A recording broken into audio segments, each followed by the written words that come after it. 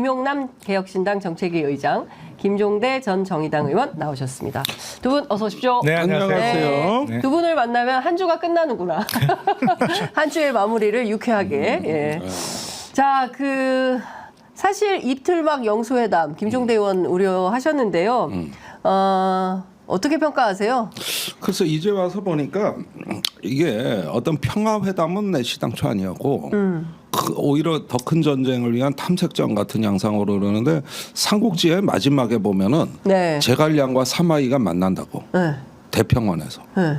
그래가지고 하고 싶은 말 한마디씩 하고 자기 진용의 그 진을 보여준다고 잠시 후에 삼국지 역사상 제일 큰 전투가 벌어져 대평원에서 네.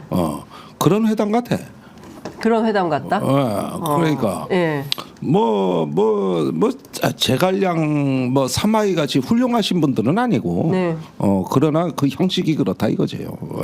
근데 사실 영수회담 이후의 전국이 더 큰 문제인데 예, 당장 어제 최혜병 특검법이 국회에서 통과됐지만 결국 대통령이 오늘 보면 거부권 행사할 걸로 보이죠? 어떻게 거의 대통령실의 반응으로 봐서는 네. 대통령 거부권이 행사되는 게 확실해 보여요. 네. 그러니까 영수회담 전후로 바뀌는 건 없는 거죠. 그러니까요. 전혀 바뀌는 건 없는 거고 저는 그 영수회담 직후에 아마도 첫 만남이 마지막 만남이 되지 않을까 이런 예상을 했는데 네. 왜냐하면 앞으로는 계속 특검 전국이란 말이죠. 예. 이거를 어느 쪽도 양보할 수 있는 대화로 타협할 수 있는 중간 지점을 발견하기가 어려운 정국이 계속 이어질 수밖에 없기 때문에 예. 그냥 만 2년 만에 얼굴 한번 본 거 정도의 의미 외에는 없을 것 같아요. 근데 이제 거부권을 지난 9번처럼 그냥 즉시 해치우는 스타일이 아니라 실제 총선 이후에 거부권을 행사하긴 하는데 정치적 부담은 좀 갖고 있는 것 같다는 느낌이 들어요. 어제 정진석 비서실장이 이렇게 얘기하는 거 보면은 말이야 오만방자하고 거칠게 하지만은 그러나 야 우리 또 거부권 행사하게 생겼다 이런 정서는 느껴지더라. 예. 그러니까 이번에는 대통령 지지율 20%대에서 하는 거부권입니다. 네. 총선 민심 심판이 끝난 직후고 네. 이게 이렇게 되다 보니까 이 상황이 원래는 어제 본회의에서 최상병 특검을 무산시켜서 거부권을 행사해야 되는 그 부담조차도 어제 다 해소되길 바랬던 거죠. 원래 그게 또 김진표 의장한테 기대했던 것도 그거고. 네. 그런데 이제 거부권을 행사해야 되는 상황이 오가니까 예. 이거 왜 자꾸 내 손에 피를 묻혀야 되는 거야 이거? 뭔가 이런 부담감을 갖고 있다. 그리고 자꾸 이게 거부권을 행사하더라도 이 특검법 논의 효과는 벌써 나타나고 있는 게 그 공수처가 그래도 힘을 내고 있고 네. 제한적이지만 그래도 조금 진실의 문이 조금씩 열리고 있습니다. 그리고 이런 수사에 대비해 가지고 방탄지향으로 군과 국방부를 운영하다 보니까 또 다른 문제가 지금 막 생겨나고 있는 거거든요. 제가 왜 김기환 사령관 유임된다는 걸 일주일 전에 폭로한 네, 사람 아니에요? 맞아요. 예. 그거 진짜 청기누설 중에 청기누설이라 그랬단 말이야. 네. 내가 그때. 네. 오늘 한 건 더 있어. 네. 지금 하시죠. 다음 시간에 하면 안 돼? 이번 시간에. 안 돼. 다음 시간 안 돼요. 맨날 그건 다음 시간에 해가지고 밈이 생겼다니에요. 그 다음에 네. 임성근 전 사단장을 네. 해병대 부사령관으로 지금 영전시키는 방안이 거의 검토가 된 것 같아요. 이거 완전 단독이다. 아니 그러니까 지금 군 인사는 정기 인사잖아요. 정기 인사 말고도 이렇게 막 보직 인사는 있어요. 보직 인사는 후속 인사, 진급담에 보직 이렇게 해서 예. 조정이 있는데 네. 아니 이게 임성근 사단장을 해병대 부사령관으로 영전시킨다. 그러면 김계환, 그전에 임성근. 내가 말한 거 틀린 적 있어 없어요? 최근에 없어요. 최근에. 없지. 최근이 중요합니다. 예. 예. 옛날에 많어. 자, 이게 무슨 문제가 생기냐면 공수처 수사를 앞두고 네. 핵심 피의자 둘이 사령관, 부사령관을 맡는다는 뜻이에요. 그러네요. 그러면은 해병대 사령관은 현행 작전을 지휘하는 실병을 지휘해야 되는 공백이 없어야 되는 지휘관입니다. 대부대를 지휘하는 네. 현행 작전의 실병을 관리하는 책임자인데 이런 어떤 그 중요한 영향력 있는 자리에 있는 사람이 군사 대비에 만전을 기해야 되는데 공수처에 가서 14시간, 15시간 조사를 받는다. 그것도 한 번이 아니다. 네. 근데 부사령관도 그렇다. 그러면 해병대는 조직이 어떻게 되는 겁니까? 이 현행 작전을 지휘할 때는 예. 24시간 대기예요. 개념이. 예. 그래서 저기 이 위수 지역이라는 게 있어요. 예. 우리나라 장군들은 한미연합사 부사령관을 한 명을 제외하고는 모든 지기자는 위수령입니다. 해당 지역을 벗어나기만 해도 장관 승인을 받아야 돼요. 네. 그러면은 공수처는 과천에 있다고. 예. 그렇죠. 그러면은 그 작전 지역도 아닌데 예. 해병대 사령부에서 포항에서 오는 거 아니야? 이게 말이 되는 얘기야 이게 하루 이틀도 아니고 이거 사상 초유의 일이 지금 벌어지고 있다. 벌어지고 있는데 예. 이 임성근 사단장 전 사단장의 경우에 보면은 해병대 투수타 직위 중에 예. 대외직위 그러니까 해병대가 아닌 자리에 공석이 한 석이 있는데 네. 그게 합참의 전비태세 검열실장이에요. 그러면은 자 보세요. 만약에 임성근을 합참의 전비태세 검열실장으로 영전을 시키면 어떻게 돼? 정군의 저기 작전 준비 태세를 검열하는 책임자가 예. 그 자리인데 임성근이 와서 정군을 검열한다 그러면 전군이 말을 들을까요? 이게 무슨 코미디 같은 소리냐고. 네. 그러니까 대외직위를 보낼 수가 없으면 네. 또 사단장을 시킬 수가 없으니 예. 남는 자리가 부사령관밖에 없는 거야. 그래서 이제 문제는 그리고 더더군다나 군복을 안 벗기고 묶어 놓겠다는 게 이게 언제 결정된 거냐면 대통령 담화가 16일 날 나오고 17일 날 임성근 사단장이 장군단 회의에서 자기 입으로 깐 거라고. 자기 유임된다고. 장군단 회의에서. 근데 사실은 그 전에 임성근 부사단장설이 먼저 나왔다고.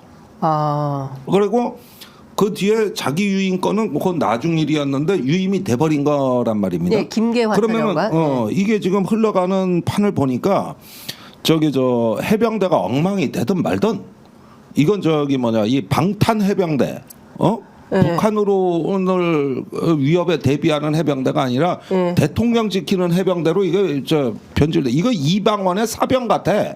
정규 관군이 아니라. 네. 아니 그런데 예. 그 지금 총선에서도 큰 영향을 미쳤습니다만 이종섭 호주 대사 임명권으로 어마어마하게 손해를 봤잖아요. 그렇죠. 그리고 결국에 지금 이종섭 전 장관은 호주 대사가 아니잖아요. 맞습니다. 그냥 해피무닝으로 예, 끝난 끝났죠. 거죠. 무리한 인사를 했다가 예. 욕만 바가지로 먹고 뭐 효과도 못 보고 그렇죠. 노렸던 효과도 예. 없이 지금 없던 일만도 못한 상황이 됐는데 임성근 해병대 부사령관 임명은 이게 이종섭 호주 대사하고 똑같은 일이네. 일이 벌어질 가능성이 높거든요. 그렇죠. 이게 여론이 악화돼서 과연 그게 가능하겠느냐? 그러니까 저의 우리말 같은 지금 이대화 때문에 네. 정권에서 막판에서 취소는 할 수 있어요. 아니, 그러니까 그러니까요. 검토된 건 팩트입니다. 검토된 건 사실이다. 그런데 봐봐요. 내가 다른 방송에서도 여러 차례 얘기했지만 이종섭의 호주 대사 임명보다 더 중요한 사건이 김계환 해병대 사령관의 유임이다. 예. 이게 더 중요하면 더 중요하지 이거 그냥 지나갈 일이 아니라고 내가 여러 번 방송에서 얘기했는데 이번에 부사령관 건까지 겹치면 네. 이거 이제는 또 이 전국이 엉뚱한 데서 폭발한다. 이제 해병대 전후회가 진짜 정권 퇴진 운동에 나설 참이라고. 예. 근데 어제도 기자회견했는데. 맞아요. 예. 그러면은 이게 물론 일선에 가면 해병대 지금 훈련 열심히 하고 있고, 예. 경계에 만전을 기하고 있고, 그래서 이 해병대 단위는 여전히 헌신적으로 열심히 하고 있습니다. 우리 군대 무너진 거 아니에요. 예. 그런데 단위 부대는 그런데 지휘 체계가 무너진단 말이요. 지휘 체계가 이게 명의 안 쓰는 이게 명의 안 쓴다. 아니 그러니까 오늘 김계환 해병대 사령관의 유임은 사실은 임기도 남아 있는 거고 공식적으로는 그리고 있던 자리에 유임이니까 크게 어떤 언론의 관심을 못 받고 조금 뭐 자연스럽게 지나갔지만 이게 새로 임명하는 건 또 다르잖아요. 그렇죠. 그래서 예. 저는 이런 무리수는 못 뚫을 것 같은데 이제 왜냐하면 총선을 한번 겪어봤잖아요. 예. 이게 우겨서 될 일이 아니라는 거를 모두 알고 체험했잖아요. 있죠. 예. 아무리 우둔하고 머리가 나빠도 직전 경험이 아직 생생하게 남아 있는데 또 이런 무리수를 물론 검토는 했을 수 있습니다만 네. 이걸 실행에 옮기는 거는 너무 무리로 보이는데요. 근데 얼마 전에 JTBC 단독 보도로 임성근 사단장이 직접 저 수색 지휘를 한 내용이 문건으로 확인이 됐다는 거잖아요. 근데 당시에 사실상 작전 계획은 육군에서 하도록 되어 있는데 그 같은 시간에 밤 9시 50분인가요? 본인이 직접 그 지휘서신을 내렸다는 건데 이것 때문에도 또 발칵 뒤집혔거든요. 근데 계속 논란의 그 복판에 있는 분을 해병대 부사령관으로 영전을 시킨다고 한다면 이건 군에서부터 해병대 안에서부터 문제 제기를 할 것 같은데 그렇지 않을까요? 부글부글 끓어요. 제주도부터 백령도까지. 제주도에서 백령도까지. 아니 지금 이미 그 분위기예요. 네. 저기 우선은 진국공석이 안 나오니까 해병대는 작은 군대인데 그렇죠. 예, 예. 임기 2년 남았다 그러지만 임기 2년 지키는 저 고위장성은 윤석열 정부에서 김계환 한 명입니다. 딱 한 명이에요. 지금 저 임성근이 해사 45기, 네. 김계환이 44기 1년 차인데 네. 지금 해사 45기 동기는 육군하고 공군에서 삼성장군, 사성장군 하고 나왔어요. 있어요. 예. 해병대만 저 지금 저 진급에서 인사적체죠. 인사적체네. 그러니까 선배가 딱 누르고 앉아가지고 후배들이 올라올 수가 없게 지금 만들고 있는 거 아니 아니에요? 남들은 지금 저 고등학교 졸업하고 대학 갔는데 지금 고등학교 4학년 아래라네. 지금 이것만 해도 복장이 터질 얘기인데 네. 거기에다가 영이 안 쓰는 이 구조에서 또 다른데 보낼 자리도 없어 사실은. 네. 그러면은 이게 어떻게 되느냐? 특검이 이렇게 뭐 한다 만다 하는 이전국에서 못 빼내는 거거든요. 네. 그리고 방탄 해병대로 만들어 버리는 거니까 예, 예. 손을 못 쓰는 상황이 된 거예요 이게 지금. 그리고 아까 그 이종섭 대사건 같이도 마찬가지인데, 그러니까 2년 임기 이거는 오로지 김계환한테만 적용되는데 우리가 다 무심코 넘어가는데 네. 다음 주에 이제 김계환 소환됩니다. 공수처에. 그렇습니다. 예. 그리고 그거 저 수사량이 방대해가지고 이거 한두 건이 아닙니다. 예. 그리고 아까 그 왜 사단장 뭐 지휘서신 예, 얘기하고 예. 내가 진실을 얘기해 드릴게. 사태는 이거요. 7월 18일 날 폭우가 쏟아졌어. 네. 엄청난 비가 와가지고 육군 54단 병력이 경북 예천에서 전부는 철수했습니다. 네. 도저히 대민 지원 불가능하다. 이 대민 지원. 폭우에. 네. 그 즉시 해병대 분위기가 어떻게 돌아가더냐. 네. 육군 없어졌지. 우리 동무대지. 애들 더 강하게 동기부여해서 말이야. 여 강하게 동기부여하라는 구절이 나와. 뭐라고? 이게 벌써 이 지휘관의 공명심이 어떻게 작용하는 거야? 육군 없지. 네. 그러니까 여단장은 저기 철수해야 될 것 같습니다. 폭우가 너무 심합니다. 그러는데 야 자식아 분위기 알잖아 너 지금. 그리고 저기 그 대대장이 여단장한테 저는데 야 저기 사단 분위기가 지금 그렇고 너도 알잖아 이러면서 애들 더 강하게 동기부여해서 그러니까 저 비 쏟아지는 걸 보고도 이 짓거리가 벌어진 거야 지금. 네. 오히려 기회라고 본 거지. 네. 그리고 저기 사단장은 밤낮 언론 보도만 신경 써. 그런데 왜 경례 똑바로 해라 복장 통일해라 그랬냐면 그때 방송차가 온대잖아. 방송차가. KBS, MBC, YTN.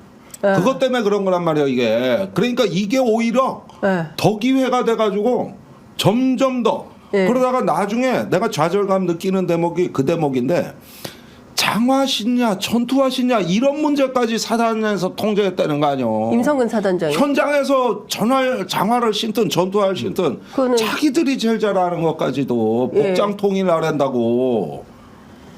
그래가지고 오히려 더 점점 이제 참사가 일어날 수 있는 조건이 쌓여 나갔던 겁니다. 그러니까 이런 증거가 뭐 와서 발칵 뒤집어진 JTBC 보더라 그랬는데 사방에 널려 있어요. 이런 증거들이. 중대장 그렇게 진술해. 대대장 그렇게 진술해. 그 사고가 난 부대의 병사가 그렇게 하면서 공수처에 사단장을 고발해. 예. 사단장 한 명만 빼곤 다 그 얘기하는 겁니다. 지금 전부 다 전원이.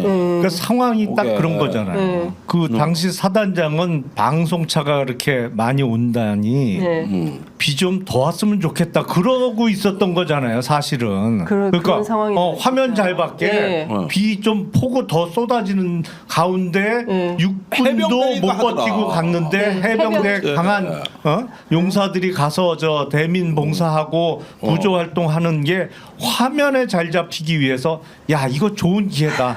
비 좀 더 내렸으면 좋겠다. 딱 그 됐다. 상황을 만들고 있었던 거잖아요. 네. 아니 거기에다가 상륙 돌격 장갑차를 투입했는데 진짜 여기서 이제 완전히 미친 짓이 5분도 못 버티고 급류해서 빠져나오거든요. 예. 아니 장갑차가. 인천 상륙 작전 알지? 예. 그거 메가더 장군이 할 때 거기가 세계에서 조수간만의 차이가 제일 크잖아요. 예. 그래가지고 그 날짜를 잡는데 무지해를 먹었어요. 그랬는데 그마저도 당시 트루먼 대통령 하에서 미국 합참이 메가더 저 새끼 미쳤다. 아유. 예. 거기가 어디라고 상륙 작전을 해. 네. 이래가지고 미 합참에서 장군이 말리러 직접 왔고 네.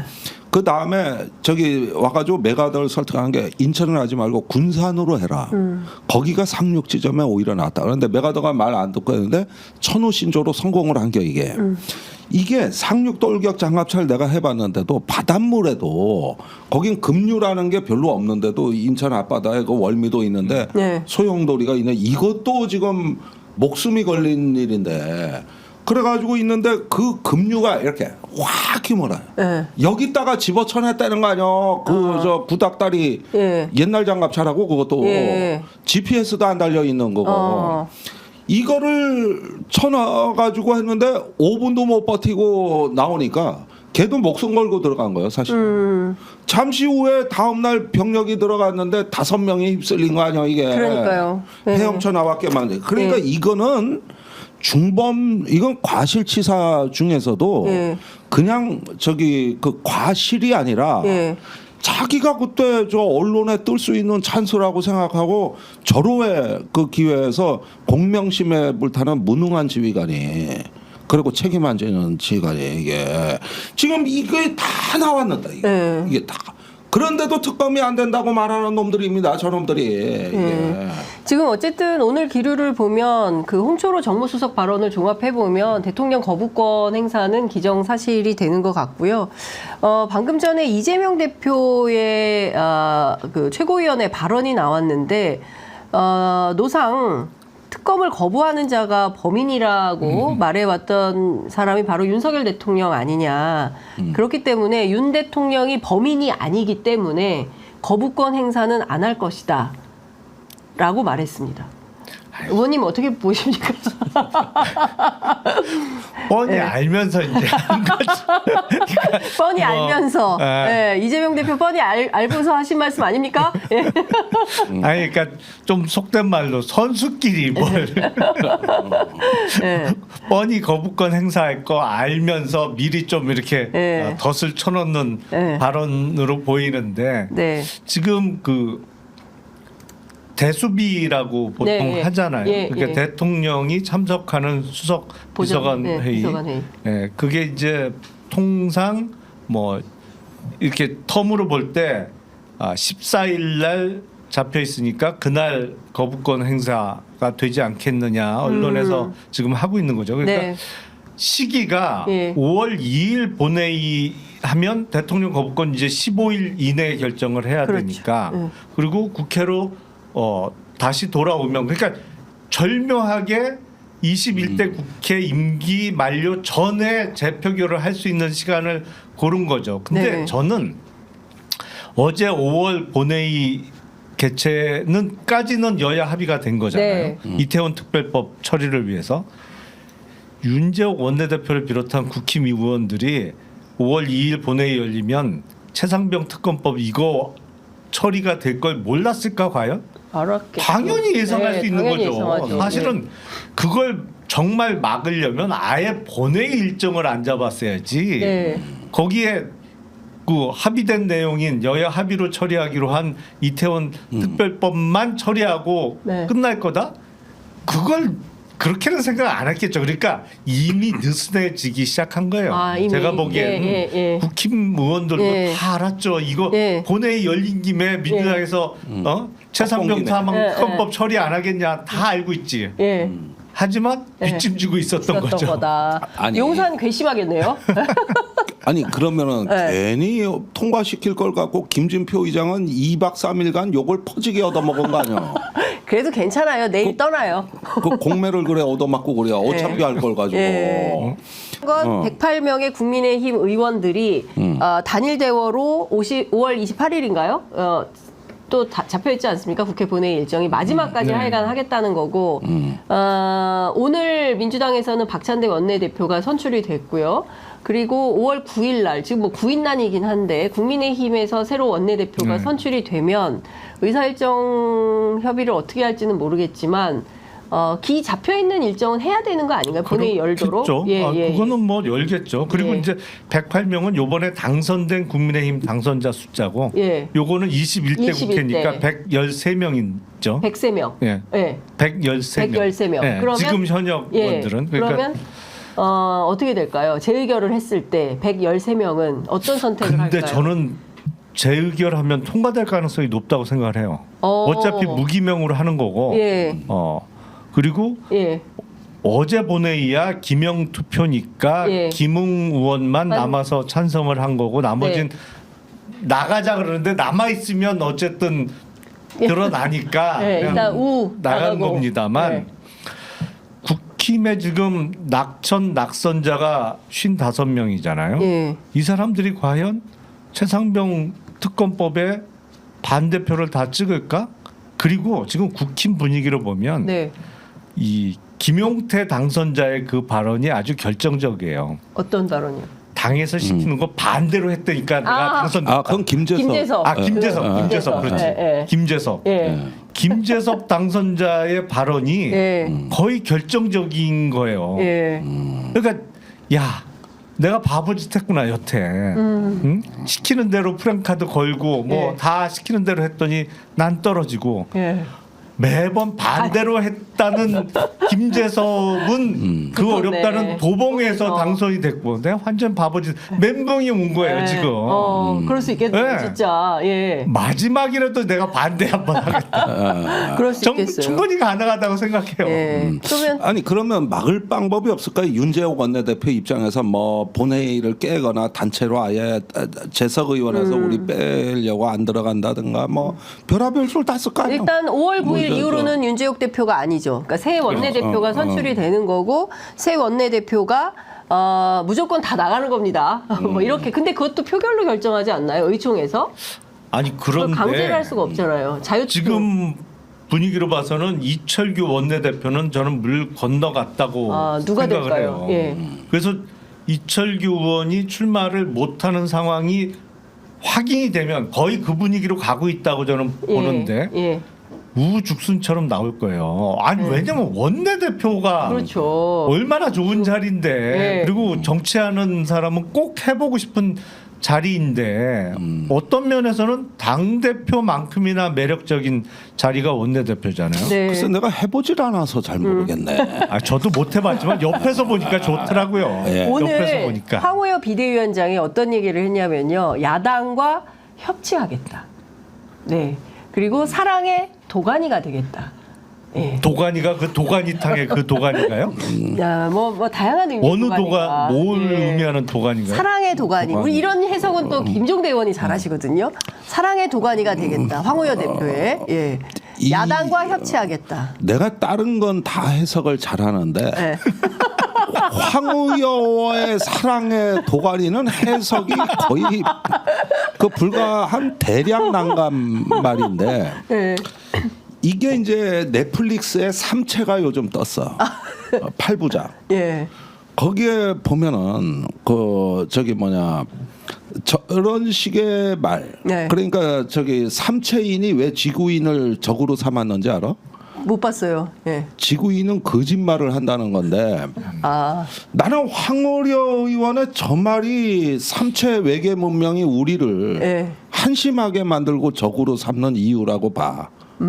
도대체가 해석이 불가능하잖아요. 이게. 그러니까 첫 번째가 이거 삼체를 봐야 내가 얘기를 알아듣는데. 첫 번째가 먼저 당의 정체성을 재정립하겠다. 그러니까 지금 그것까지는 말이 정체성이 돼. 제대로 안 돼 있다는 얘기예요. 두 번째가 야당과 협치하겠다. 세 번째가 국민의힘은 이제 사랑의 도가니가 될 것이다. 네 번째가 비대위는 당무를 차질 없이 수행할 것이다. 이 네 가지가 다짐입니다. 1, 2, 근데 3, 4. 앞거는 하여튼 사랑의 도가니네요. 아니 황 대표가 사랑의 도가니라면은 나는 사랑의 원자폭탄이다 이씨 내가 진짜. 그러니까 뭔가 협력하겠다라는 예? 앞으로는 사랑이에요. 예. 그리고 대통령도 이미 노래를 했어요. 우리에게 사랑이 필요한 거죠. 전진섭의 노래를 했습니다.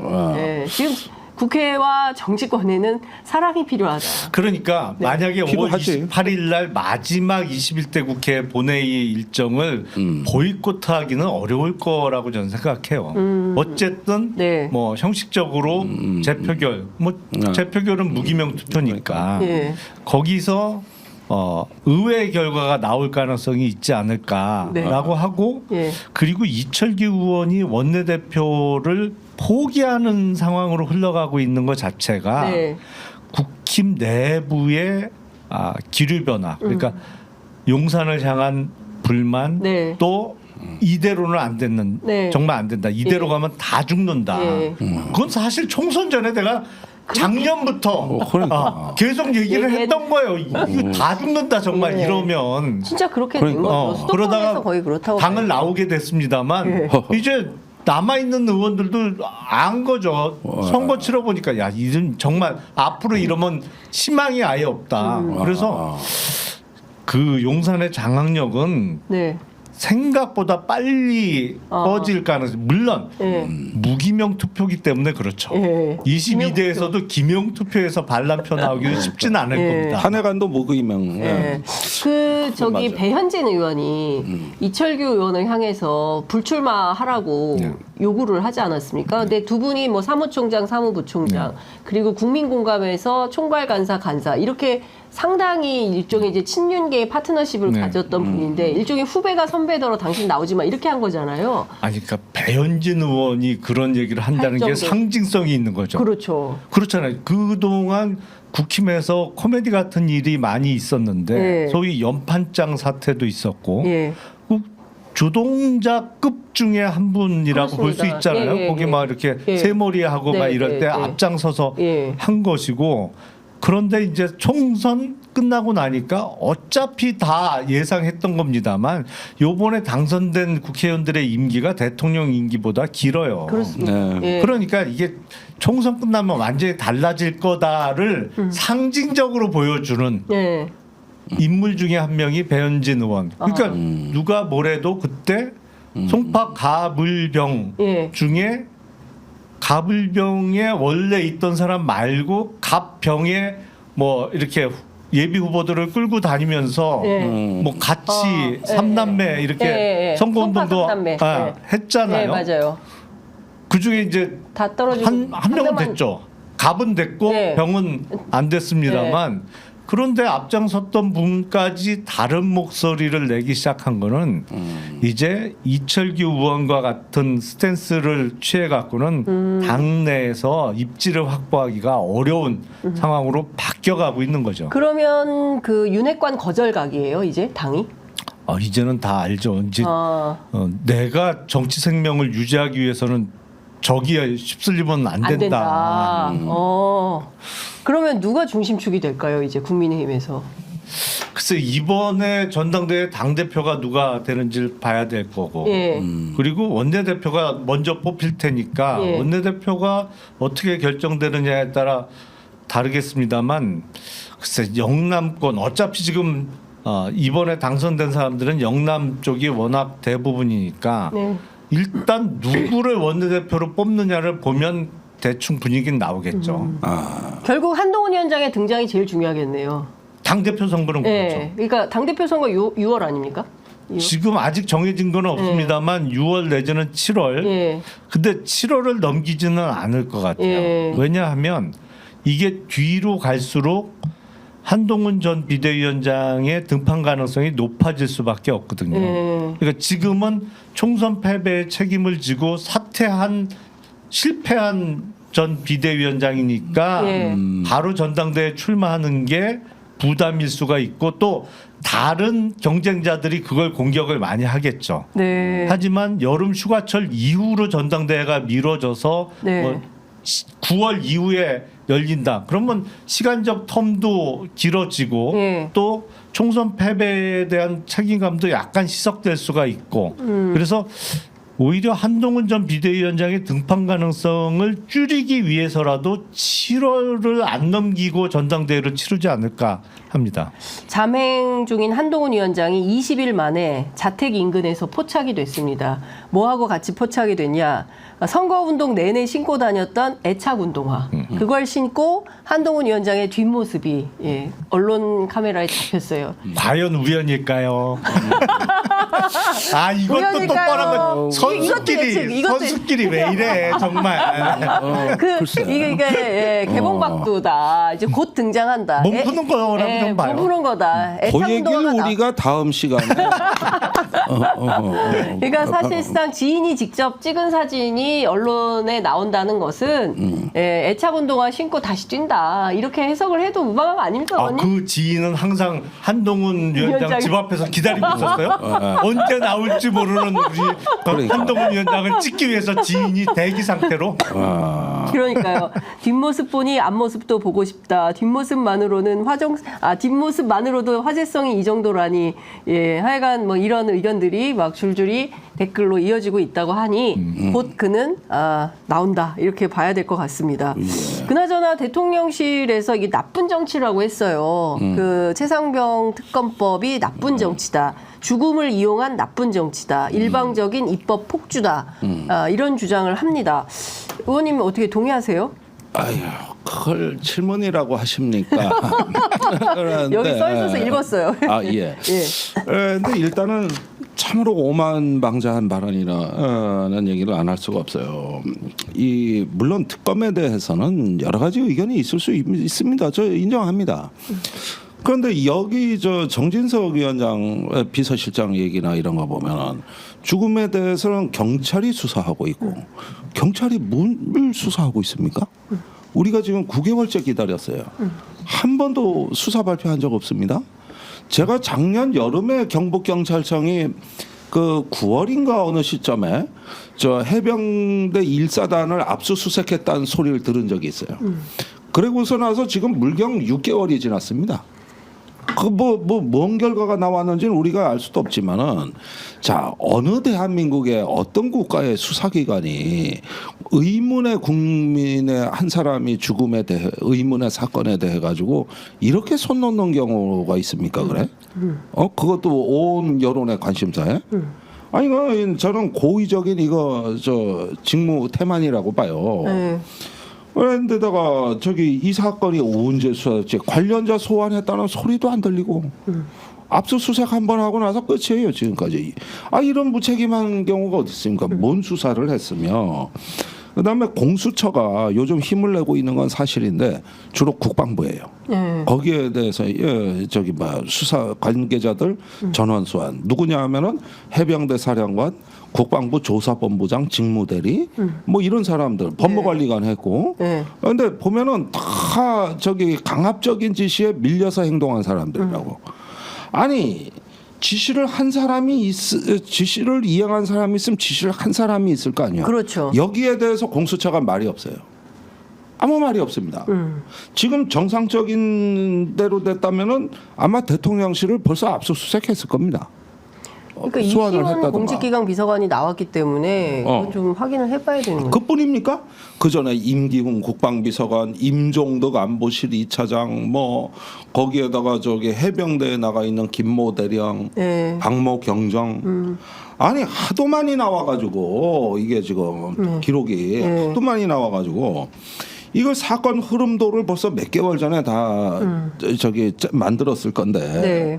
그런데 대부분 보면은 변두리 수사 쪽만 이렇게 훑어 저인망처럼 훑고 다니는 네. 이거 외에는 없어요. 그래서 일단은 특검이라는 게 뭐가 다르냐 하면은 일단은 대통령실을 대상으로 한다는 게 다릅니다. 네. 그리고 기소권이 있습니다. 이런 점에서 차원이 다른데 이걸 공수처 수사하고 비교한다는 거는 네. 어폐가 있는 게 물론 공수처라는 기능 자체가 잘못된 건 아니에요. 네. 원래 이런 거 하라고 만든 거 맞아요. 그런데 결과가 안 나오고 있다는 거예요. 지금 속도가 안 나고 인력이 안 된다는 거 이런 점 때문에 이 얘기를 하는 건데 네. 필사적으로 막으려나 봐. 네. 필사적으로. 근데 지금 이 와중에 오동훈 공수처장 후보자가 발표가 됐지 않습니까? 근데 인사청문회를 뭐 여러 가지 의혹들이 나오고 있지만 이 미묘한 타이밍에 계속 임명하지 않다가 지금 공수처장을 임명한 대통령실의 뭐 입장? 아니, 그걸 뭐라고 표현해야 될까요? 왜 이렇게 지금 딱 오동훈 후보를 임명했을까요? 아니 그거야 뭐 누가 봐도 네. 공수처가 특검을 수사 중이니까 예. 특검의 필요성이 없다라는 주장을 하기 위해서 예. 계속 공석이었던 공수처장을 지명을 해서 예. 인사청문회를 한 것으로 뭐 누구나 예. 그런 예. 생각이 들 수가 있고요. 예. 어제 갑자기 신범철 전 국방부 차관이 탈당했어요. 국민의힘을 탈당을 예. 했어요. 예. 그래서 그거는 뭐 본인은 탈당한 것만 확인하고 본인의 이야기는 전해지지 않았습니다만 예. 누가 뭐래도 지금 최상병 사망 사건 수사와 관련 있는 거 아니냐. 네. 뭐 총선에서 낙선했다고 정치 안 하겠다고 결심하고 탈당한 거는 조금 그건 아닌 것 같고 예. 누가 뭐래도 예. 이 수사와 관련된 거 아닌가라는 생각이 들어서 예. 아니 이미 지금 이시원 공직기강 비서관 네. 신범철 전 차관 예. 어제 국힘 탈당했죠. 이거 막을 수는 없어요. 제가 정진석 비서실장이 나쁜 정치라고 했습니다만 네. 아무리 생각해도 나쁜 정치는 용산에서 먼저 한 거예요. 왜냐하면 군사법원법상 군에서 일어난 사망 사건에 대해서는 군 수사기관은 수사를 못하도록 돼 있잖아요. 관할권이 없습니다. 어차피 경찰로 보내야 돼요. 아니 그게 법이고 그냥 자연스러운 거예요. 그걸 왜 되돌리려고 했느냐. 저는 이해할 수가 없어요. 네. 그 되돌리는 과정에서 누구 하나 어느 참모 한 명도 이게 법상 안 됩니다. 이게 이럴 필요도 없습니다. 네. 아무리 봐도 그럴 필요도 없는 네. 그 사건이었거든요. 네. 당연히 경찰의 수사 결과에 따라서 그것도 거기서 끝나는 것도 아니잖아요. 결국에 기소 대상으로 분류되면 검찰로 다시 가는 건데 네. 이게 법이고 뭐고 전혀 무시하는 나쁜 정치를 누가 먼저 했어요. 그래놓고 아직도 이 사퇴파악이 안 반성을 안 해. 반성을. 예, 말씀하신 신범철 차관에 관한 문제가 저는 예. 본인의 신경 변화라고 아, 보여져요. 신경 네, 변화다. 그런 느낌은 그렇습니다. 예. 저기 그 국민의힘에 대해 가지고 또는 예. 정권에 대한 어떤 깊은 실망 거기에다가 사실은 그 자기들이 다 지시해놓고 그러고 이런 어떤 논란 때문에 천안갑 선거에서 신범철 차관이 치명타를 입었거든요. 거기 지역구 TV 토론 내내 이 얘기였다는 거예요. 상대 후보가 묻고 또 묻더라는 거예요. 그 민주당에서. 네, 후보가. 예. 그리고 해병대가 그 지역구로 쳐들어간 거예요. 그래가지고 선거 유세만 하려 그러면 나타나 해병대가. 그랬구나. 예. 그래가지고 어떻게 보면은 이것 때문에 치명타라 그러지만 이게 본인의 그 선거 전략이라든가 임하는 어떤 그 자세는 상당한 영향을 줬어요. 그리고 나서 여론조사의 초기에서 꽤 많이 앞서가던 지역구였습니다. 네. 거기에서 이제 뒤집힌 거거든요.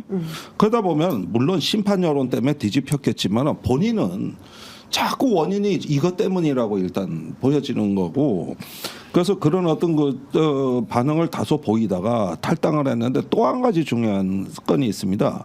유재은 법무관리관이 임기 연장을 안 했어요. 안 하겠다고 했죠. 그래가지고 지금 예. 이미 국방부에 후임 법무관리관 공고가 나갔습니다. 예. 여기도 심경 변화예요? 그러면 6월인데 예. 임기가 예. 이 더 이상 나는 연임 안 하겠다는 게 본인 뜻같이 나는 보여진다고. 뭐 굳이 너 나가 이렇게 얘기를 했을까? 그렇죠. 그리고 대부분 관례는 연장금을 한 번 더 해서 네. 최대 5년까지 되는 자리입니다. 예. 이 자리가. 아. 그런데 이제 3년 됐으니까. 예. 그런데 신범철 그 유재훈 두 사람이 예. 당시 국방부에서 제일 바빴던 사람들이에요. 신범철 차관은 해병대 수사단 거를 조사본부로 이관시킨 때 행동대장이고, 네. 그다음에 해병대에 전화해서 뭐 빼라 마라 하는데 전화를 제일 많이 한 사람이 유재훈. 신범철과 유재훈이야. 예. 그러면 이 두 사람이 이제 권력의 그 영향권에서 벗어나는 6월 이후에 네. 벗어나게 됐을 때 나는 다소 좀 모종의 변수가 있을 수 있다고 봐요. 본인들은 어떤 정권도 지켜주기 싫고 현 정권도 그렇다고 해서 지은 죄가 있으니까 다 까발릴 수도 없고 네. 이런 상황에서 도피하고 싶은 거야 현재 심경은. 이럴 수도 없고 저럴 수도 없잖아요. 딜레마적인 상황. 그런데 그렇게 장기화되다 보면은 그게 그런 어떤 딜레마 상황이 이 딜레마로부터 탈출하기 위한 어떤 선택이 있을 수 있는 겁니다. 그거는 좀 지켜봐야겠네요. 지켜봐야 하는 거죠. 예. 그런데 이건 변수는 분명한 거죠. 예. 이게. 그러니까 정권에는 시키는데 반대로만 했으면 아무 일 없는 건데. 반대로만 시키는 대로 하다가 그러니까. 예, 이 상황이 됐다. 근데 사실 지금 아닌 것 같지만 선거 이후에 사실은 많은 국민들이 국정 운영의 기조를 바꾸지 않을까라고 기대를 했으나 지금 그런 분위기는 아닌 거예요. 그리고 저희 프로그램에 얼마 전에 그 영수회담에 배석했던 이재명 대표 비서실장인 천준호 의원이 이제 인터뷰를 하면서 대통령 쭉 이제 말씀하시는 가운데 이제는 뭐 정당 선거 뭐 이런 거 눈치 보지 않고 내 뜻대로 한번 해보겠다 이런 말씀을 하셨대요. 근데 그게 그러니까 뭐냐면 정말 국민적인 민의를 받아서 한다라는 차원의 의미도 있을 것이고 그게 아닌 다른 차원의 의미도 있는 것이죠. 근데 그 발언을 했다는 거예요. 그래서 저희가 단독으로 보도를 했는데 뭐 여기저기에 그 많이 인용 보도는 안 됐습니다. 텍스트로 인용 보도가 안 된 아쉬움이 있는데 그런데 지금 보면 그 이튿날 바로 그 뭐 EBS 압수수색하고 그 다음에 그 성남 FC 사건 증인 신청이 갑자기 확 늘어나고 그리고 중요한 포인트는 바로 법률수석일지 민정수석일지 오늘 뭐 홍철호 수석은 뭐 민생 무슨 아직 이름은 안 정한 것 같아요. 그래서 그렇지만 이제 조선일보는 이제 민정수석으로 김주현 전 법무부 차관이 유력하다 이런 보도를 했습니다. 그러니까 이런 일련의 흐름들은 국정운영 기조 안 바꾸겠다는 걸로 해석을 해야 될 것 같고 대통령은 다른 생각이 있어 보이거든요. 어떻게 하겠다는 걸까요? 그러니까 지금 대통령의 의중을 확인할 수 있는 가장 확실한 방법은 인사잖아요. 네, 그렇죠. 사실은 인사죠. 인사를 통해서 뭐 어떻게 할지가 예상이 되는데 네. 지금 대통령 비서실장, 정무수석 그리고 보도된 대로 뭐 민정수석이 네. 그렇게 임명 뭐 두 사람은 이미 임명이 된 거고 네. 비서실장과 정무수석은 민정수석도 그렇게 발표가 거의 되는 것 같은데 네. 그러면 뭐 변화를 느낄 수는 어렵겠죠. 느끼기는 어렵겠죠. 그러니까 그냥 하던 대로 하는 거로 보이는데 지금 상황으로 봐서는 그래서는 안 될 상황으로 생각되는데 네. 이 스타일이 안 바뀔 것 같아요. 그 김주현 차장은 검찰에 계셨으니까 예. 잘 아실 텐데 예. 어떤 스타일로 어떻게 일을 하실 분인가요? 김주현 전 차관은 저하고 같은 그 청에도 근무한 적이 있어요. 예. 제가 부장할 때 예. 지청장으로 해서 하셨어요. 같이 네. 근무를 했었는데 네. 뭐 워낙에 엘리트 검사고 그 전부터 보직 관리가 잘 돼서 이른바 잘 나가던 검사였던 네. 건 틀림없죠. 예. 그래서 그 법무부 차관, 대검 차장 역임하고 변호사 개업해서 지금은 김앤장에 예. 근무하는 것으로 알고 있습니다. 그래서 뭐랄까요? 이게 그 과거에 이른바 보수 정권 같으면 충분히 민정수석을 하고도 남을 분이다. 후보예요. 예. 그러니까 지금 인사 패턴으로 보면 과거에 박근혜 정부나 이명박 정부 그 이전의 보수 정부에서 보여줬던 인사 패턴하고 너무 비슷해요. 그냥 민정수석도 그렇고 정무수석도 뭐 전직 재선 의원 중에 한 분이 정무수석을 하는 거니까. 네. 그러니까 인사 패턴은 그 전하고 완전히 비슷해 보여요. 그냥 예전대로 하는 것 같은데 문제는 뭐 그 사람의 능력이라든지 호불호를 말씀드리는 게 아니고 이렇게 하던 대로 해서 되나 지금 상황상 그런 의문은 지울 수가 없는 거죠. 조국 대표가 우병우 전 청와대 민정수석 사단 중 한 명으로 우병우 시즌 2를 만들려고 하는 거다. 그러니까 사실상 우병우 사단의 부활이다 이렇게 해석하는 대목은 어떻게 보세요? 근데 그거는 약간 선뜻 이해는 안 돼요. 왜냐하면 우병우 전 수석이 연수로 따지면 19기거든요. 김주현 그 전 차관 18기예요. 예. 대학도 김주현 차관이 더 선배고, 그러니까 네. 검찰에서도 선배였고 예. 워낙 그 전부터 엘리트 검사 코스를 쭉 밟아왔기 때문에 네. 우병우 민정수석 덕분에 출세를 했거나 아니면 그 사단으로 분류될 정도로 이제 보통 그 경우에는 네. 자기 밑에 네, 후배들 끌어주면서 자기 사단을 네, 만드는 네. 건데 이른바 윤석열 사단 뭐 이런 네, 게 다 네. 후배들 그렇죠. 끌어준 거잖아요. 네. 이게 두 사람의 위치가 그렇지는 않아요. 그래서 그거는 선뜻 동의하기는 좀 어렵습니다. 근데 저희 법조 기자들은 어떻게 소문이 나 있냐면 황교안의 황태자다. 그래서 황교안 대표가 굉장히 좋아하는 뭐 반듯한 검사 뭐 이제 이런 표현을 이제 법조 기자들은 쓰더라고요. 그거는 가능할 수도 있겠죠. 네. 그러니까 황교안 법무부 장관 시절에 보직이 어떻게 됐었나 정확한 기억은 안 나는데 그때쯤 아마 네. 했을 것 같아요. 검사장 승진도 하고 고등검사장 승진도 했을 네. 그 무렵 아닌가 네. 싶으니까 황교안 법무부 장관이 아마 2년 정도 법무부 장관으로 재직하는 동안에 주요 보직에 갔을 수는 있으니까 뭐 그거는 확인이 좀 필요해 보이는데 우병우 사단으로 분류된 거는 저는 못 들어봤어요. 네. 그거는. 근데 중요한 포인트는 윤석열 대통령하고는 안 맞는 스타일이다. 기자들은 그렇게 보더라고요. 그래서 도저히 섞이기가 쉽지 않은 건데 어떻게 이분을 민정수석에 임명을 할까? 이제 기자들은 그렇게 생각을 좀 하더라고요. 근데 김주현 전 차관이 워낙 탁월하신 분이라 예. 모든 분하고 다 어울릴 수 있어요. 웬만하면 다 맞출 수 있어요. 맞추면. 이것도 예. 뭐 어디 비선에서 추천한 거 아니에요? 예. 김주현 검찰국장이네요. 검찰국장 했었죠. 예, 검찰국장을 했습니다. 예. 이것도 좀 하나 여쭤볼게요. 지금 총리가 계속 그 한덕수 총리가 사표 내신 지가 좀 되는데 사표 내고 매일 출근하고 계시거든요. 박영선 전 장관이 오늘 라디오 출연을 했는데 딱 한마디 했어요. 윤석열 정부 총리설에 대해서 긍정적인 답변을 한 적은 없다. 긍정적인 답변 한 적 없다. 이렇게 얘기를 했습니다. 요거는 정치인 두 분께 여쭙겠습니다. 이거 어떤 맥락으로 해석해야 됩니까? 해석해 주세요. 자, 긍정적 답변을 한 적은 없다. 그러면은 우선 제안받았다는 건 확실해진 그렇죠. 것이죠. 네. 답변을 그렇게 한 것이지 제안은 있었다는 게 확인이 됐고. 네. 둘째는 뭐냐 하면은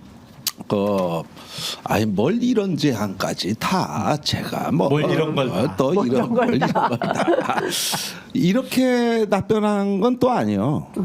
그러니까 이게 긍정적 답변은 아니지만 긍정을 하고 싶을 때 쓰는 말투 아니야, 그지? 그래가지고 초등학교 6학년 숙제 옆집에 아주머니가 맛있는 케이크를 갖다 주었어요. 이럴 땐 뭐라고 인사할까요? 그러니까 6학년생이 거기다가 뭐 이런 걸 다 이렇게 썼더라고. 이게 한동안 내가 페북에서 보고 네. 아주 참 재밌어했는데 네. 뭘 이런 걸 다 하는 거는 받겠다는 얘기지. 그지? 그런데 긍정적 답변은 아니지. 뭘 이런 걸 다 하시냐는 일종의 안 하셔도 되는 걸 왜 하시냐는 걸로 문자적으로는 해석이 되지만 네. 문자적으로는 해석이 되지만 주면은 받을 수밖에 없다는 뜻이지 이 얘기가. 그게 바로 긍정적 답변은 안 했다는 말 같지 않나? 어떻게 해석하십니까? 아니 이렇게 뭐 말씀하신 대로 네. 제의를 받은 건 사실이고 네. 네. 내가 적극적으로 하겠다는 답변은 아직은 안 했으나 네. 뭐 할 수도 있다는 의미 정도 아닐까 네. 싶은데 저는 박영선 전 장관이 미국에 길지 않은 기간 다녀오시면서 약간 정치적인 감각이 떨어지신 거 아닌가라는 그건 생각이 원래 들어요. 좀 떨어져요. 아니 원래. 왜냐하면 네. 지금 돌아가는 상황으로 봐서는 박영선 총리설은 이미 지나간 것 같거든요. 네. 왜냐하면 결정적으로 대통령실 인사 패턴으로 봐서 과거로 돌아가겠다는 것으로 보이는데 네. 이게 박영선 총리 뭐 파격적으로 연정 제안, 거국 중립내각의 구성 이거는 이미 가능성이 꺼졌다고 저는 판단이 돼요. 네. 그리고 저는 개인적으로 가장 강력한 총리 후보는 여전히 홍준표 시장이다. 왜 이렇게 그렇게 생각을 해요. 왜 그렇게 보십니까? 왜냐하면 홍준표 시장이 본인도 네. 의지가 있는 것 같고, 원래 사양했다고 그랬었는데. 에이 초반에 말씀드렸잖아요. 네. 선수끼리 왜 이래요? 그러니까 그래서 네. 난 지금 총리를 안 해봤어. 네. 저만 그렇게 생각하는 거는 아닌 것 같아요. 이것도 단독 나갑니다, 여러분. 왜냐하면 네. 지금 대구 영남권에 이번에 낙천 내지는 낙선한 예. 현직 의원들이 아마 내년 4월쯤 대구시장 보궐선거가 있을지 모르겠다라는 생각하에 몸을 풀기 시작했다는 얘기가 있어요. 예, 와 이거 단독이다. 예, 그래서 여전히 저는 홍준표 시장 카드가 살아있는 카드라고 보고 네, 박영선 총리 카드는 네, 총선 참패 이후에 반짝 아이디어로 나왔으나 예. 지금 이미 행해진 대통령실의 인사로 봐서 그 가능성은 꺼진 거다. 그러면 예. 박영선 전 장관이 스탠스를 이렇게 애매하게 취하면 안 된다고 저는 생각을 해요. 본인의 정치를 그렇죠. 위해서 김부겸 전 총리처럼 네. 불쾌하다. 예, 화를 내거나 내가 뭐 그런 거 네. 준다고 해서 덥석 받을 사람이냐. 네. 내가 선명성을 지키고 네. 나는 민주당 당원으로서 앞으로 민주당을 기반으로 차기 정권 창출을 위해서 이 한 번 던지겠다. 이런 스탠스를 보여줘야 되는 상황 아닌가. 이런 애매한 태도로 앞으로 힘들 것 같아요. 저는. 애매한 태도 힘들다. 요 국면에 다음 시간에라고 또 미뤄두셨던 뭐였어? 게 있어요. 밤의 여왕, 여사님은 죽지 않는다. 예, 부부 동반에서 무슨 얘기했는지는 다음 시간에. 그게 바로 이번 시간이에요. 피해갈 수 참 없어요. 일주일마다 돌아오는 거 참. 미루지만 말고 하세요. 예, 하시면 됩니다. 예, 하시면 돼요. 아니 근데 내가 대구 언론에서 들은 얘기는 예. 그날 한동훈에 대한 얘기는 김건희 여사가 제일 많이 얘기했대요. 네, 요거까지 내가 전해드릴게요. 뭐라고 했대요? 그 얘기는 뭐 좋은 얘기 안 나왔겠죠. 예. 아니 근데 서운한 얘기. 예, 정가에 파다한 것은 윤석열 대통령도 한동훈 위원장에 대해서 상당히 서운한 감정을 여러 자리에서 얘기했는데 발언했다라는 소문이 있어요. 여사님이 그날 훨씬 더 했대요. 여사님이 더 했대요? 그래서 그게 바로 슈베르트 마왕에 나오는 밤의 여왕 아리아로 들려나는. 예. 주로 밤에만 다니신다. 예. 한동훈 위원장에 대해서 세게 얘기하신다. 그러니까 이제 여사가 그림자 권력이 되셨어요. 그림자 권력? 예. 안 보여 우리 눈엔. 그러나 여사는 죽지 않는다. 예. 다만 보이지 않을 뿐이다. 이거요. 그래서 한동훈 위원장이 운동화 신고 사진 찍었을까요? 보기에는 여기저기서 몸 푸는 사람 많아졌어요. 그러니까요. 네, 사방팔방 지금 몸 푸는 분들이 많아졌다.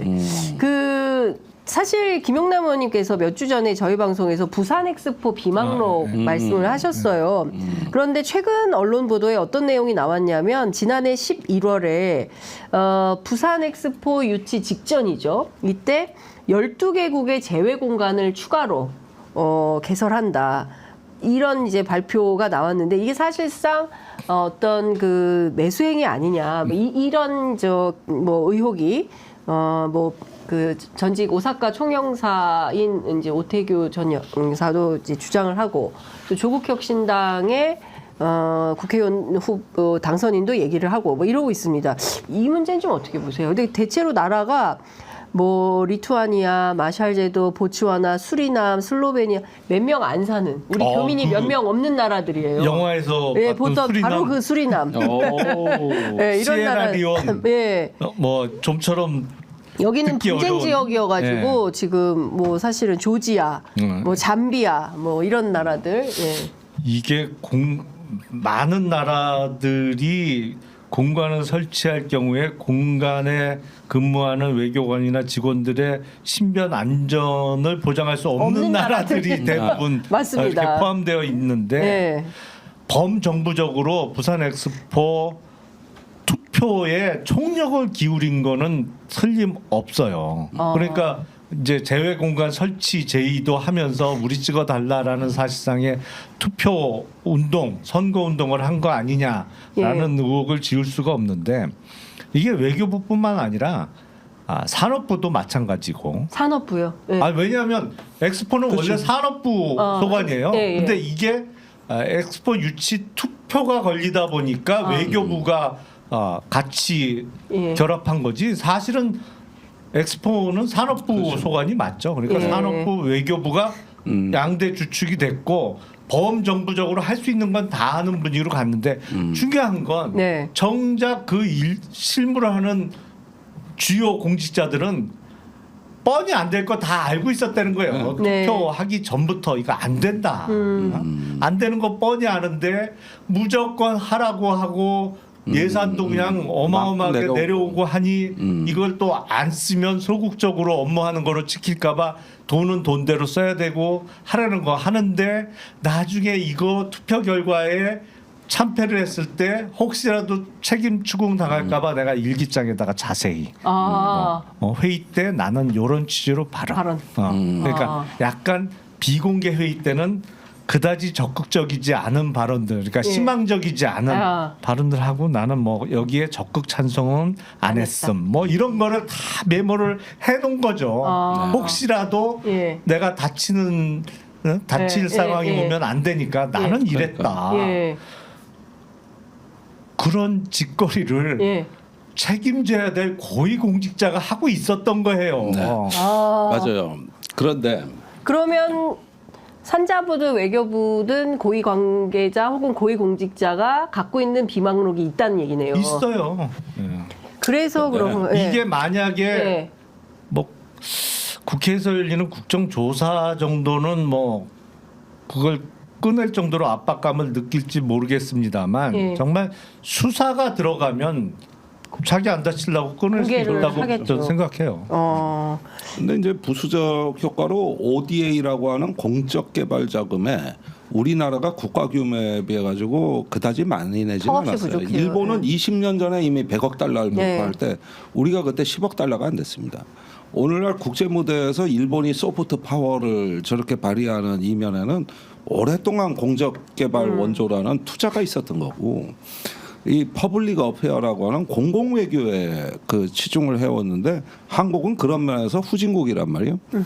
그런데 이게 엑스포 한다고 해서 이 제외 공간 개설하고 한류 행사, 뭐 언론 프레스, 뭐 이런 행사에다가 5,700억을 썼습니다만 또 ODA라고 하는 공적 개발금을 거의 2배 늘렸어요 우리나라가. 그러다 보니까 뜻밖의 부수적인 그 상황이 뭔가 좀 외교적인 성장세로 진입한 거예요 우리나라가. 정작 본론인 부산 엑스포는 빠졌지만 이제 약속한 이 돈을 안 낼 수가 없다고. 그래서 저기 올해 그 예산안에 네. 이게 들어온다고 이제 ODA. 그러니까 후불 그거 아직 그 편성 안 된 예산. 네. 이게 또 떼거지로 남아 있다고. 그렇게 보면 1조 원 이상 들어간 거예요, 이게. 세상에. 그래서 몇천억이 이번에 ODA 예산에 외교부가 증액될 예정이에요. 대통령이 온 세계에 약속을 해버렸으니 네. ODA 늘리겠다고. 집행해야죠. 그다음에 개발도상국 그 디지털 원조 한다 그랬고, 네. 뭐 한다 그랬고, 다 약속을 해놓고, 그다음에 그 옛날에 바이든 날리면 때 1억 달러 그 기부 자금 내놓겠다 그런 거입니다. 지금 말로 이미 저기 뭐냐 그 설레발 친 거 이제 후속 비용이 이게 올해 네. 그 다 쏟아지는 해거든 올해가. 큰일 났네. 돈은 없고 써야 될 예산은 많고 이거 다 감당을 우리가 어떻게 해야 될지 아니, 모르겠습니다. 그러니까 한심한 게 네. 주요 책임자도 안 될 거 알아. 네. 이거 택도 없다. 어? 네. 이래서는 안 된다. 그러니까 혹시 내가 다쳐서는 안 되니까 나는 비망록서. 비망록 써놔. 그런데 대통령실만 올라가면 이건 무조건 되는 거고 이렇게 하면 되고 여기 예산도 많이 쏟아 부어야 되고 대외 공간도 설치하고 뭐 해외 원조 기금도 대폭 늘리고 아니 이렇게 상황 판단이 안 돼서야 어떻게 그러니까. 국정 운영을 하냐고요. 그러니까 이게 우격 따짐으로 되는 게 아니잖아요. 국정이라는 그렇죠. 게. 그러니까 네. 그 공무원 비망록도 그러지만은 어떤 공적 의사결정 속에서 교차 검증을 하고 네. 그런 걸 통해 집단적 논의를 통해서 이렇게 합리적 선택을 해나가는 네. 걸 원래 우리가 공적 의사결정으로 이해를 하는데 예. 최근에는 그런 시스템이 작동을 안 하고 예. 계속 그 저기 뭐냐 그 대통령이 내가 직접 통제하겠다 하는데 기가 죽어가지고 공직사에 납작 엎드려 버린 거란 말이에요. 네. 사실은 올해 터질 게 이거 이제 ODA 예산부터 하는 외교부의 그 돈 벼락이 떨어진 거거든요. 돈벼락이 이 문제하고 내가 알기로는 저번에 그 58조 재정 적자란 거 있지 않습니까? 네. 그것도 저기 뭐냐 숫자를 줄이려고 해가지고 정부의 내부 거래 예를 들면은 특별회계 기금 이런 거하고 본 예산하고 주고받는 예산들이 많아요. 예. 그 예산에서 그걸 저기 뭐야 보존하고 지켜주느라고 수입으로 잡으려고 하다 보니까 지금 거덜난 기금 특별회계가 꽤 많이 나온 걸로 알고 있거든요. 그 일종의 분식회계 아닙니까? 분식회계인데 분식. 네. 내가 알기로는 지금 이 58조도 진실이 아니라는 게 작년 결산 시에 네. 공무원들한테 재정 적자 숫자 줄이라는 지침이 내려온 걸로 알고 있어요. 그러면 이런 게 또 터져. 진짜 그러니까 거기에다가 대통령실 이전 비용이 올해도 늘어나고 있어 지금. 아니, 근데 저거 원래 460억 원이면 다 됐다 네. 그래도. 그런데 지금도 예산이 또 불어나고 있다고. 그러니까 이런 거 지금 다 합쳐보라고. 그러니까 대통령실 예산과 관련해서 앞서 이제 김병주 의원 왔다 가셨는데 정말 이거 국정조사 해야 된다. 다른 거 다 떠나서 이게 앞으로 들어갈 돈이 어마어마한데 지금 뭐 해외 순방 간 거 뭐 예비비 끌어다 쓴 거 이게 문제가 아니라 앞으로 들어갈 돈이 이게 보통 심각한 게 아니라 조달이니까 그건 우리가 뻔히 하는 건데 그걸 그때 얘기해도 아니라고 뭐 그렇게. 그렇게 부인을 하더니 근데 이게 지금 군 관련 이사는요 다른 기관 이사 비용의 8배예요. 8배. 방위사업청이 후암동에서 과천으로 가는데 800억 들었어요. 그 정도 1000명 남짓한 기관 이사 비용 100억이면 네, 충분한데. 근데 왜 800억이 들었는지 아십니까? 군 관련 기관은 네. 망을 다 다시 깔아야 돼. 그렇겠죠. 그 예. 비용이 더 많아. 망가는 비용이. 예. 그런데 대통령실이 이전을 용산으로 하니까 거기 국방부 직할기관이 갈 데가 없잖아요. 그래가지고 과천으로 가면서 방사청 보고 또 나가라 그런 거예요. 그래가지고 이제 겨우 몇 년째 과천에서 자리 잡아 800억 들어서 했는데 세종시로 내려가라고 또 나가는. 지금 저기 뭐 근데 세종시는 건물이 없어서 네. 건물 비용하니까 이게 1,500짜리 이사로 또 바뀌어. 1,500억. 이럴 거면 처음부터 세종시로 갔으면은 아무 문제 없었어. 근데 과천을 거쳐가면서 이사 비용이 곱하기 2 곱하기 2. 그러니까 이게 지금 용산 이전이 이런 비용이 있다는 건 꿈에도 생각 못 하셨을걸? 근데 차기 대선에서 당선된 분이 어디로 가요? 그분은? 대통령실 청와대로 복귀하겠다 그러면 이거 어떻게 되는 거예요 도대체? 그러니까 이게 진짜 그러니까 정말 보통 심각한 게 아닙니다. 이게 진짜 우리가 막 여러분들 뭐 좀 지루하지 않게 좀 설명드리기 위해서 막 웃으면서 하지만 사실 이게 보통 심각한 문제가 아니고 웃으면서 할 얘기도 아니에요. 아니 그러니까 이게 네. 큰일이죠, 지난주인가요? 지금. 큰일이에요. 그 리투아니아 대통령 예. 방한했을 때. 했을 루마니아. 때. 루마니아. 예. 루마니아 대통령 방한했을 때 또 행사는 청와대 영빈관에서 했어요. 했잖아요. 예. 그러니까 시내 교통이 엉망이었거든요. 그러니까. 그때. 예. 아니 그러면 대통령실을 용산으로 옮겼으면 대통령실 내에서 하든지 그렇죠. 뭐가 조금 주요 행사가 있으면 여전히 청와대 영빈관에서 행사를 해요. 예.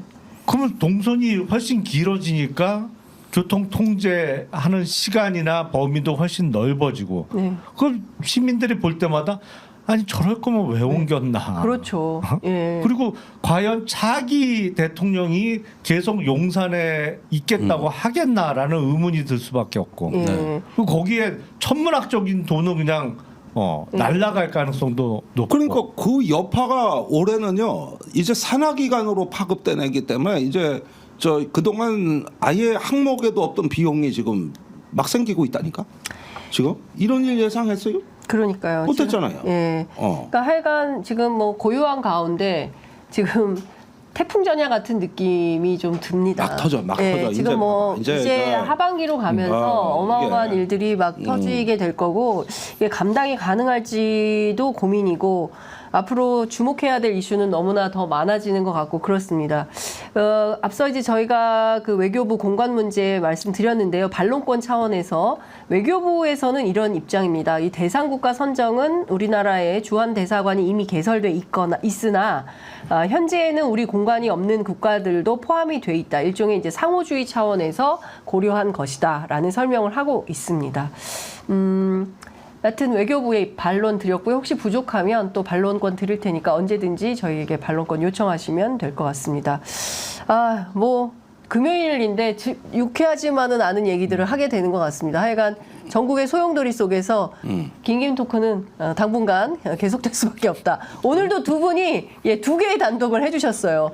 다음 주에는 3개씩 갖고 오시는 걸로 하겠습니다. 오늘 말씀 잘 들었습니다. 고맙습니다. 네, 고맙습니다.